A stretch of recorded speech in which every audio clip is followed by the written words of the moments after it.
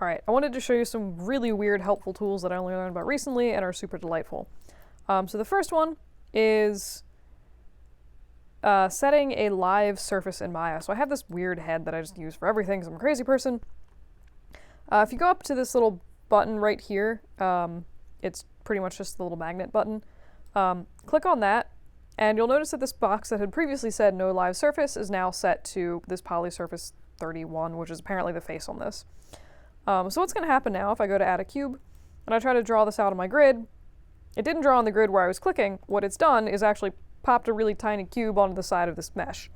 I'll scale that a little bigger so you can see it. And what's weird about this is, like, if I'm trying to... Okay, that usually actually doesn't work. But what it's going to do is try to snap this to the mesh itself. So what I can do is, as I'm creating objects, like, it'll just create them on the surface of the object. That's a live surface starting from the point which you clicked. And you'll notice that it's orienting all these spheres basically outwards from the normals. So whichever way the normals face is pretty much the way that these are going to be oriented by default. So it's, I guess, if you're looking to make a really crappy mohawk, it is a very convenient way to easily position these crappy mohawk things.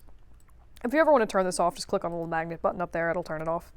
And then you are free to add cubes wherever you want in your scene.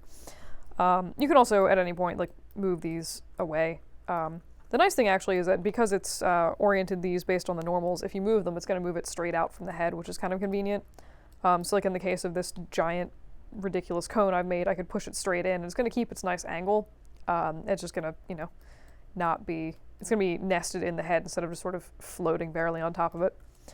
The cool thing, though, about these live surface objects, and you can set any object to be, any piece of geometry to be this live surface, is using it in conjunction with the, where am I going? Mesh Tools Create Polygon. So you can literally go in and draw geometry onto your surface, and I do recommend sort of paying attention to your topology as you're doing this, and trying to keep things, you know, quad, because this basically just generates a massive n-gon of disgustingness, but you'll see that it's, like, curved so that it's following the head. So it's really handy for making, like, unusually shaped curves, or if you need, you know, some kind of strange... I don't know. Honestly, I use it a lot for if I'm doing, like, armor or something like that, and it needs, like, a weird filigree design on, like, a curved chest plate. I'll just draw it on manually and then kind of go from there. So it is pretty handy for that. You can manipulate this as you would pretty much any other piece of geometry.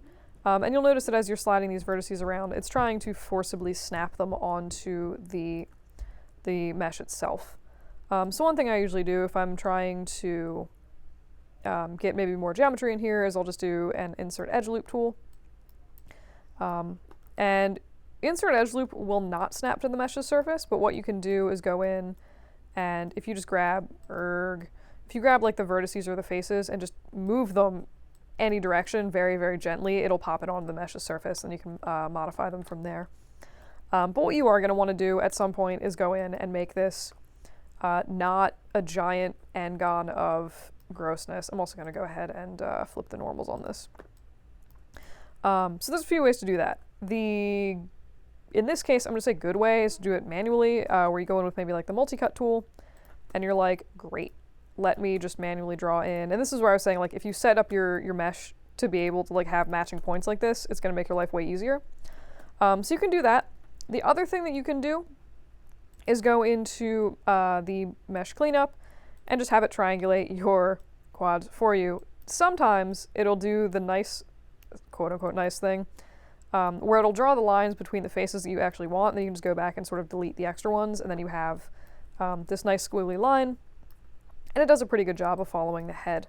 So what you can do now, if you're so inclined, would be to grab this thing and then just extrude it slightly. Right, so we do one edge loop to sort of harden that, another edge loop, and another edge loop, and then you have this lovely, really weird squiggle thing that follows the contour of the head perfectly.